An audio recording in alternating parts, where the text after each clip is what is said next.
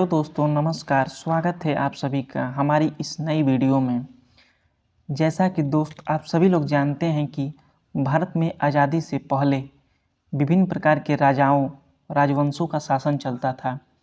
इन राजाओं के शासन के कालक्रम में विभिन्न विदेशी यात्री जो कि भारत में अपने विभिन्न प्रकार के उद्देश्यों जैसे शिक्षा ग्रहण करने हेतु, पर्यटन हेतु, अपने दार्शनिक कार्यों हेतु एवं धर्म की शिक्षा लेने के लिए भारत में आते थे। इन्हीं विदेशी यात्रियों के कालक्रम को विभिन्न राजाओं के सापेक्ष में लगाकर हमसे प्रश्न पूछ देता है विभिन्न प्रकार की प्रतियोगी परीक्षाओं में। तो आज हम इन विदेशी यात्रियों के बारे में पढ़ेंगे और ये जानेंगे कि ये किसके कालक्रम के समय भारत में आए थे। तो आइए शुरू करते हैं दोस्तों। मेगस्थनीज यह 304 से 299 ईसा पूर्व भारत में आया था और यह एक यूनानी यात्री था। यह चंद्रगुप्त मौर्य के दरबार में आया था। आपको पता होगा कि सिकंदर विश्व विजेता था और वह विश्व को जीतने के लिए इसी परिप्रेक्ष्य से भारत में आक्रमण किया, लेकिन जब वह लौट कर चला गया तो उसका थल सेनापति सेल्यूकस निकेटर, जो कि यह जिद्दी प्रवृत्ति का व्यक्ति था, इसने चंद्रगुप्त मौर्य के सामने युद्ध किया, लेकिन वह युद्ध में हार गया। जब वह युद्ध में हार गया तो उसने अपने बहुत से भूभाग को चंद्रगुप्त मौर्य को दिया तथा अपनी बेटी, जिसकी शादी इसने चंद्रगुप्त मौर्य के साथ कर दी। लेकिन जब वह शादी कर दी तो उसका देखभाल करने के लिए अपनी एक दूत, जिसका नाम मेगस्थनीज था, उसको चंद्रगुप्त मौर्य के दरबार में भेजा। चंद्रगुप्त मौर्य के दरबार में मेगस्थनीज जब रहने लगा तो भारत के परिप्रेक्ष्य में उसने अपनी पुस्तक इंडिका में विभिन्न बातों का जिक्र किया।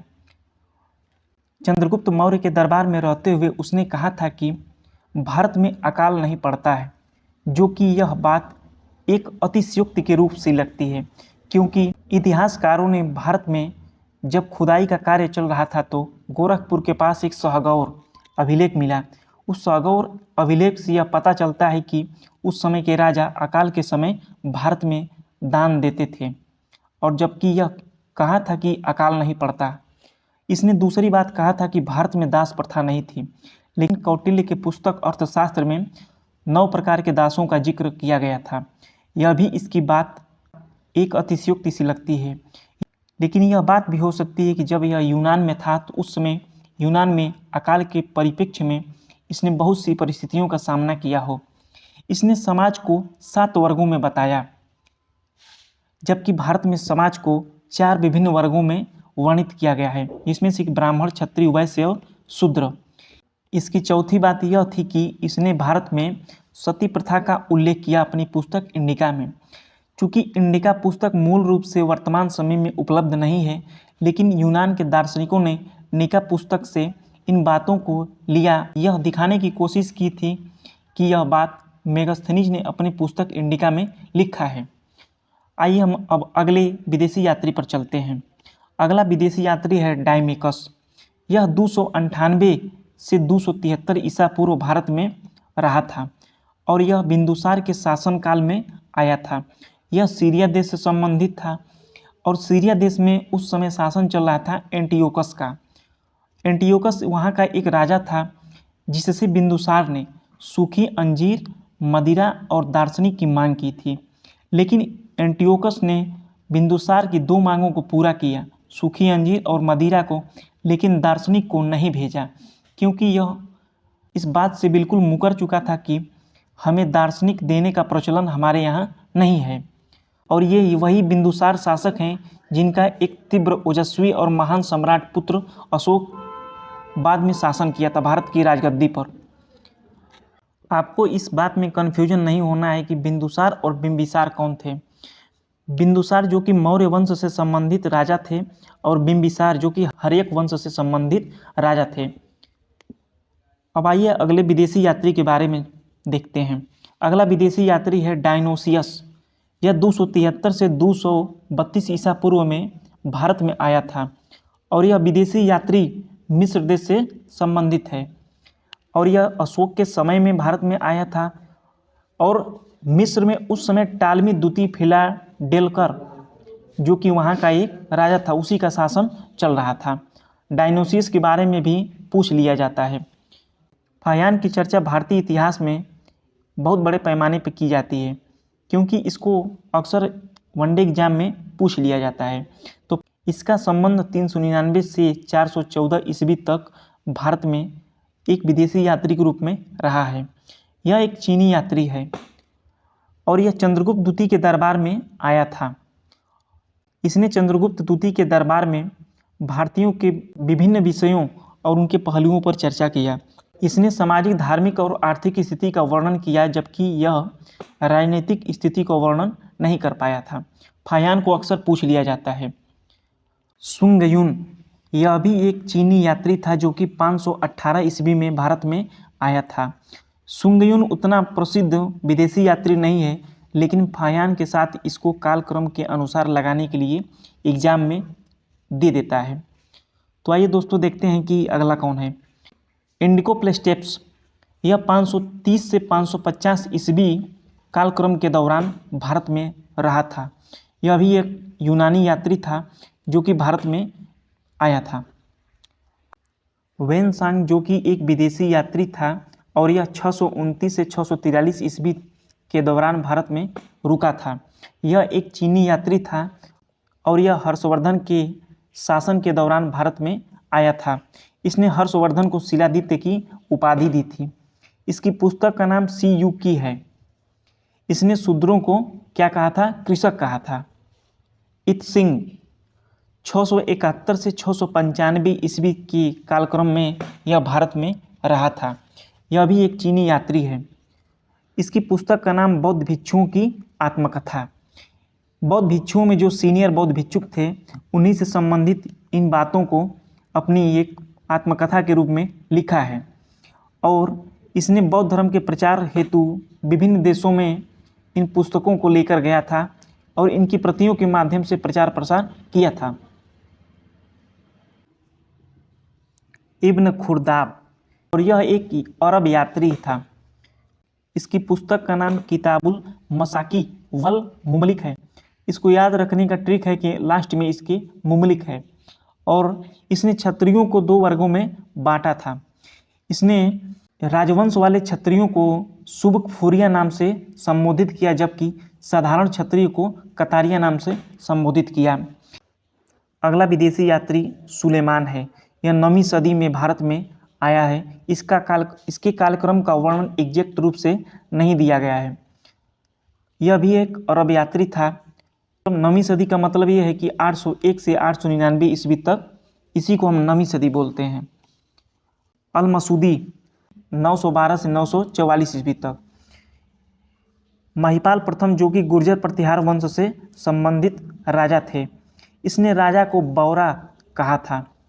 इसका प्रसिद्ध स्टेटमेंट है कि इसने राजा को बौरा कहा था।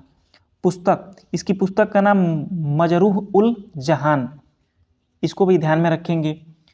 अल मसूदी और सुलेमान को कालक्रम के अनुसार लगाने के लिए ऑप्शन में दे देता है। अल-बरूनी, जो कि 998 से 1038 ईस्वी तक भारत में रुका था और यह एक अरब यात्री था, अरब से आया था। जब तुर्कों और अरबों का शुरुआत में आक्रमण हुआ तो उसी में महमूद गजनवी के साथ यह भी भारत में आया था। महमूद गजनवी के बारे में तो आप लोग जानते ही होंगे। यह भारत में प्रथम अरब आक्रमणकारी था जो कि सोमनाथ मंदिर पर आक्रमण किया था। इसका 16वां आक्रमण 1025 ईस्वी में सोमनाथ मंदिर पर किया गया था। उसी के साथ अल-बरूनी भारत में आया था। महमूद गजनवी के साथ भारत में अल-बरूनी, कुतुबी और फिरदौसी, ये तीनों साहित्यकार और इतिहासकार भारत में आए थे। महमूद गजनवी वह प्रथम मुस्लिम शासक था जिसने हिंदुओं के ग्रंथ को पढ़ा था। और इसके साथ जो अल-बरूनी आया था वह काशी में, वाराणसी में बहुत ज़्यादा दिन तक रहा था। इसकी पुस्तक का नाम किताबुल हिंद है, जिसको हम तहकीक-ए-हिंद के नाम से जानते हैं। चाउ जू कुआ यह भी एक चीनी यात्री है। इसकी पुस्तक है चू फान ची। अपनी पुस्तक में इसने दक्षिण भारत में चोल साम्राज्य के संबंध में जानकारी दी है और उसमें यह बताने की कोशिश की है कि चोलों का संबंध चीन के साथ व्यापार के रूप में हुआ करता था। मार्को पोलो के बारे में तो आप लोग जानते ही होंगे। यह इटली देश से संबंधित था। इटली देश में वेनिस शहर से यह प्रथम यूरोपीय यात्री था जिसने कि एशिया की यात्रा की थी। यह ऐसा व्यक्ति था जिसने कि प्राचीन रेशम मार्ग की खोजकर्ताओं में से भी अपना प्रभुत्व स्थान रखता था। यह मार्को पोलो का संबंध दक्षिण भारत के राजाओं से बहुत ज़्यादा मिलता जुलता था। इसने कहा कि दक्षिण भारत में मोतियों की संख्या ज़्यादा पाई जाती है क्योंकि दक्षिण भारत के राज्य समुद्र से लगे हुए हैं। अगला यात्री है इब्न तूता। इब्न तूता यह मोरक्को देश से संबंधित था और यह भारत में मोहम्मद बिन तुगलक के साम्राज्य में आया था। इसकी पुस्तक है रिहला। मोहम्मद बिन तुगलक के बारे में तो आप सभी लोग भली भांति परिचित होंगे। मोहम्मद बिन तुगलक एक ऐसा शासक था जो कि जिसे 22 भाषाओं का ज्ञान था और यह अपने मंत्रिमंडल की विभिन्न बातों से सहमत नहीं रखता था और इसके आदेश फरमान बहुत कठिन हुआ करते थे। यह होली त्यौहार को बहुत बड़े पैमाने पर धूमधाम के साथ मनाता था। निकोलो कोंटी यह इटली देश से संबंधित था और उस समय भारत में विजयनगर साम्राज्य के शासक देवराय का शासन चल रहा था। इन्हीं के समय में यह भारत में आया था। अब्दुल रज्जाक यह एक फारस यात्री था और यह देवराय द्वितीय के दरबार में आया था। देवराय द्वितीय जो कि विजयनगर साम्राज्य से संबंधित शासक हुआ करते थे दक्षिण भारत में। अब अगला विदेशी यात्री है एथेनियन निकितन। यह 1470 से 1474 ईस्वी तक भारत में रहा था और यह एक रूसी यात्री था। इसे घोड़ों के व्यापार का शौक बहुत ज़्यादा था और यह उन्हीं से संबंधित व्यापारी के रूप में भारत में आया था। यह मोहम्मद तृतीय के समय जो कि बहमनी राज्य से संबंधित राजा थे उन्हीं के समय भारत में आया था। बारबोसा 1500 से 1516 ईस्वी में यह एक पुर्तगाली यात्री था जो कि कृष्णदेव राय के समय में आया था भारत में। कृष्णदेव राय भारतीय इतिहास में महत्वपूर्ण शासकों में से एक है जो कि विजयनगर साम्राज्य से संबंधित थे। बारबोसा भी घोड़ा व्यापारी के रूप में बनकर भारत में आया था। अगला विदेशी यात्री फर्नांडिस नूनीस। यह एक पुर्तगाली यात्री था जो कि भारत की यात्रा पर आया था और यह अच्युत राय के दरबार में जो कि विजयनगर साम्राज्य के राजा थे उन्हीं के दरबार में यह भारत में आया था। 1535 से 1537 ईस्वी तक भारत में रुका था। अगला विदेशी यात्री है सीजर फ्रेडरिक। यह भी एक पुर्तगाली यात्री था और यह भारत में तलिकोट्टा युद्ध के बाद आया था। तलिकोट्टा युद्ध भारतीय इतिहास में प्रमुख युद्धों में से एक युद्ध है। तलिकोट्टा युद्ध 23 जनवरी 1565 को लड़ा गया था। इसमें विजयनगर साम्राज्य की हार हुई थी और यह एक निर्णायक युद्ध साबित हुआ। तलिकोट्टा युद्ध को विभिन्न नामों से जाना जाता है। इसे राक्षसी तगड़ी का युद्ध और बन्नी हट्टा के युद्ध के नाम से भी जाना जाता है। यह युद्ध विजयनगर साम्राज्य वर्सेस अहमदनगर, बीजापुर, गोलकुंडा और बीदर के बीच में लड़ा गया था। अकबर के समय आने वाले विदेशी यात्री फादर मानसेरॉट। यह एक पुर्तगाली यात्री था जो कि सन 1578 में अकबर के समय भारत में आया था। आपको पता होगा कि अकबर ने सन 1578 में मजहर की घोषणा की थी जिसे इबादत खाना नाम दिया गया था। अकबर ने अपने समय में विभिन्न धर्मों के प्रसिद्ध गुरुओं को बुलाया था और वहाँ पर एक सभा आयोजित की जाती थी और उस सभा से जो अच्छी अच्छी बातें निकल कर आती थी उसे वह अपनाता था। तो यह पुर्तगाल से यह यात्री फादर मानसेरॉट अकबर के समय आया था। राल्फ कीच यह एक ब्रिटिश यात्री था जो कि सन 1583 से 91 ईस्वी तक अकबर के समय भारत में रुका था। जॉन मिडेल हॉल यह एक ब्रिटिश यात्री था और यह थोड़ा धूर्त प्रवृत्ति का यात्री था क्योंकि इसने भारत में व्यापार करने के लिए अकबर और जहांगीर दोनों से परमिशन मांगी थी लेकिन इसको परमिशन नहीं दी गई। अब आइए देखते हैं दोस्तों कि जहांगीर के समय भारत में कौन कौन से यात्री आए थे।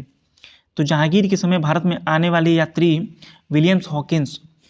आपको पता है कि ईस्ट इंडिया कंपनी की स्थापना के बाद वहाँ की महारानी और वहाँ के राजा जेम्स प्रथम ने अपने लोगों को भारत में व्यापार करने के लिए भेजा लेकिन जब वो ये वहाँ से चले थे तो भारत में अकबर का शासन था। लेकिन 1605 ईस्वी में जब अकबर की मृत्यु हो गई तो विलियम हॉकिंस 1608 में भारत में आया।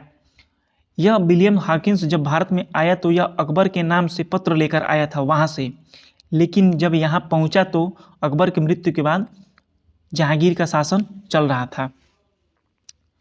1615 में सर टॉमस रो विदेशी यात्री जो कि भारत में व्यापार करने के लिए आया था और व्यापार की परमिशन जहांगीर के सामने मांगी। इसने अपने समय में गुजरात के क्षेत्र का वर्णन किया है। फ्रांसिस्को पल्सर्ट यह एक डच यात्री था जो कि सन 1620 से 27 तक जहांगीर के समय भारत में रहा था। विलियम हॉकिंस को जहांगीर ने इंग्लिश खां की उपाधि से संबोधित किया था। अगला विदेशी यात्री पीटर मुंडी, यह एक इटली का यात्री था जो कि शाहजहां के दरबार में आया हुआ था। इनको वन लाइनर के रूप में पूछ लिया जाता है और कालक्रम के अनुसार लगाने को प्रश्न में दे दिया जाता है। बैप्टिस्टे टेवर्नियर, यह एक फ्रांसीसी यात्री था जो कि शाहजहां और औरंगजेब दोनों के समय भारत में आया था। यह पेशे से एक जौहरी था। अगला यात्री है फ्रेंसियस बर्नियर, यह एक फ्रांसीसी यात्री था और यह शाहजहां के समय भारत में आया था। यह चिकित्सक के रूप में कार्य किया था। अगला यात्री है निकोलो मनुची, यह इटली का निवासी था और यह शाहजहां, औरंगजेब, दारा शिकोह तथा जयसिंह इन तीनों के समक्ष कार्य किया था और यह एक चिकित्सक इतिहासकार के रूप में भी कार्य किया था। इसकी प्रसिद्ध पुस्तक का नाम है हिस्टोरियो डू मोगोर, जिसमें कि यह मुग़ल इतिहास के बारे में वर्णन किया है। तो दोस्तों, कैसी लगी हमारी आज की ये वीडियो? मिलते हैं अगली वीडियो में। यदि आपको पसंद आई हो तो सब्सक्राइब और लाइक कर दीजिए। धन्यवाद।